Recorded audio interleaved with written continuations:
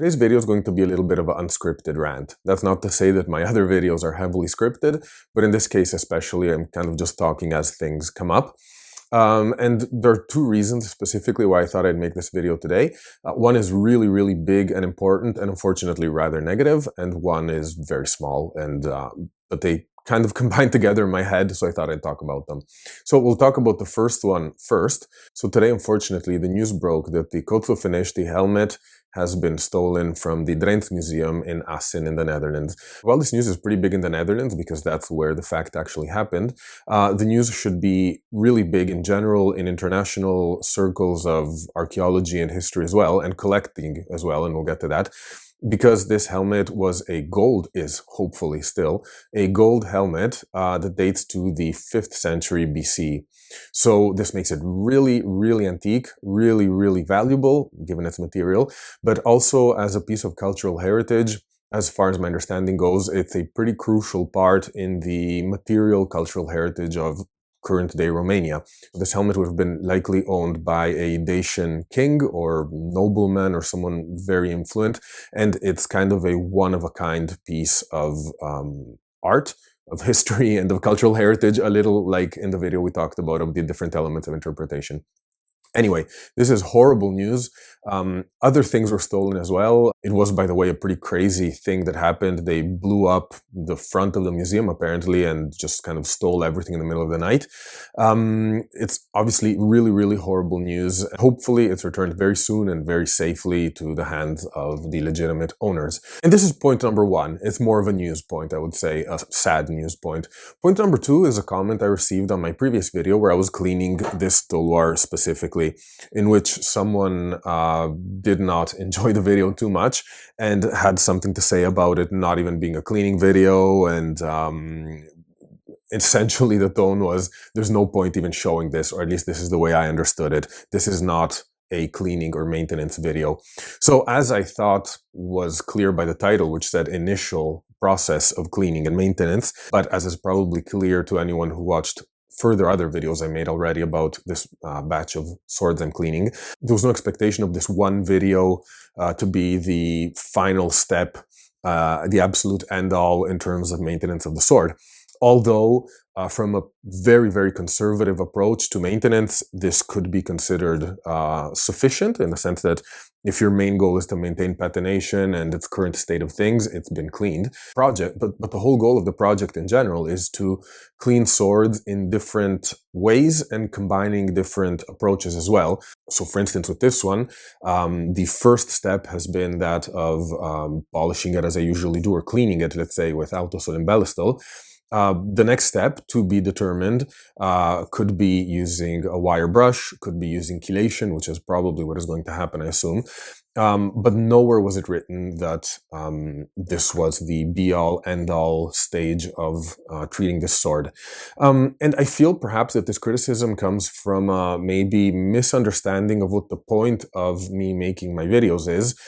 I do understand that some of the videos are not always entertaining in the way other sword tube videos may be, but that is kind of by design in a sense. When I created my channel, it was not to come up with the coolest conversations or with the best edited videos about swords, but it was to kind of give a visual existence to the swords in my collection. And this is because of what I perceived, and still perceive actually, as a big lack in general in the world of swords. We have a lot of them changing hands all the time in auction houses, between collectors, and hidden in museums, for instance. And for many of these, we don't really have visual or descriptive data.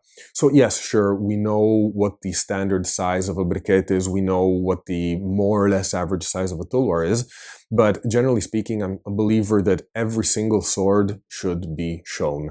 And that is because there are all kinds of big and small differences among individual weapons, even of the same typology, that creating a database, whatever that may be, whether it's on video, whether it's in a spreadsheet, whether it's in pictures, by whatever means possible, is, I think, important responsibility of the collector or of whoever comes by a lot of antique weapons. And the reason I mentioned, one reason is that, of course, we want to have as much data as possible. By building the most comprehensive database, we will be able to extract new and better information, for example. But also in the case of my cleaning videos, by showing each step repeatedly. And believe me, I sometimes question whether I should post the next video of using autosol and ballistol. I don't expect everyone to come to the video with the realization that this is absolute new, never seen before content. My point is to show the same process on different swords in different conditions and kind of hopefully create a sediment of data and information that maybe someone in the future or currently as well may find useful, whether they want to use those same processes for themselves or whether that data can be useful in research, for example. But another reason why I think collecting data, even when it seems pointless, even when it seems like it's redundant or already existing, is connected to the theft of today. Of course, the scales could not be more different between this humble tulwar and the golden helmet that is a peak piece of cultural heritage for a country.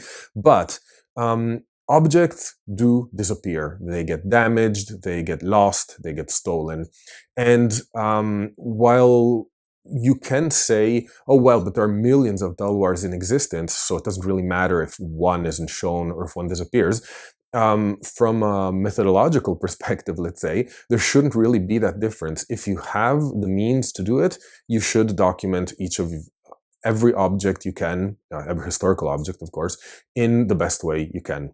So I'm sorry if for some people, some of my videos feel boring or perhaps incomplete, but the reason I'm doing it isn't to kind of entertain, but more simply to show the processes and the steps I do in my everyday life as a collector. So if I get a sword and I clean it, I'm going to film it and I'm going to post it, whether or not that video is groundbreaking, amazing information. And, you know, sometimes it is. There have been videos in the past where we've uncovered markings, where we've been able to clean swords really well. And sometimes it's not as interesting, and that's just the way it is. I still think there's value in that content I hope there may be value for someone else, and in that hope, I make my videos.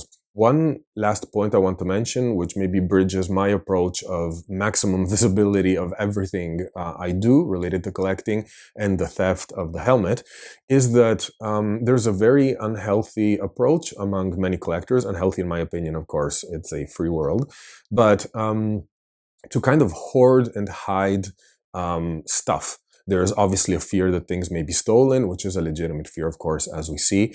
But there's also, sometimes I think, almost a kind of Scrooge-like greed to the collector's approach, which is probably what causes a lot of the negative stereotyping or views on collectors that a lot of people have. The age-old debate of antiques belonging in museums rather than in people's homes. But what happened today is a clear example of that brought to the extreme. So someone feels that the amount of high-resolution pictures, the data, of course, this helmet would have had all data available there. Probably, I haven't looked into it, but I assume there are multiple publications about it. There are for most important historical objects, but someone must have felt that their need to have it displayed in their own hidden room or something like that came before the ability for the world to be able to enjoy it and appreciate it. This is a mindset that as collectors, I think we should absolutely reject. So in my showing even the boring parts of collecting, in my showing even the most basic steps of cleaning, there is, I hope, and I think, a mindset of absolute transparency as much as I can, as far as I can. And I really think that maybe a little bit more of a transparency-oriented mindset would benefit the collector community in general, and probably not only of swords, of art and antiques and all kinds of different things. Sometimes we don't need the physical objects. Sometimes the data, the pictures, the descriptions are enough for students and scholars to be able to develop a field further. And withholding that information out of selfishness just seems like a very horrible thing to do. I assume that when people collect, it's because of a passion for something, and the only way the field of that passion can develop is if more and more people are able to access information, access data, and be able to, think about it and come up with new conclusions, new thoughts, and new hypotheses and ideas. Hiding things in our private collections is not the way to do that. Anyway, this is not even, by the way, a reply to the commenter in the sense that it doesn't bother me to receive criticism. I'm happy that people have different opinions on the content I make, but it kind of just happened that as I read his comment, I was reading the news about the helmet being stolen, and things kind of connected in my head, and I thought, well, why not talk about it? So thank you for watching. Hopefully we'll be able to see the helmet returned really, really soon, and if not, we'll have to make do with some old rusty toolbars. So have a nice day, and see you soon in another sword video. Bye!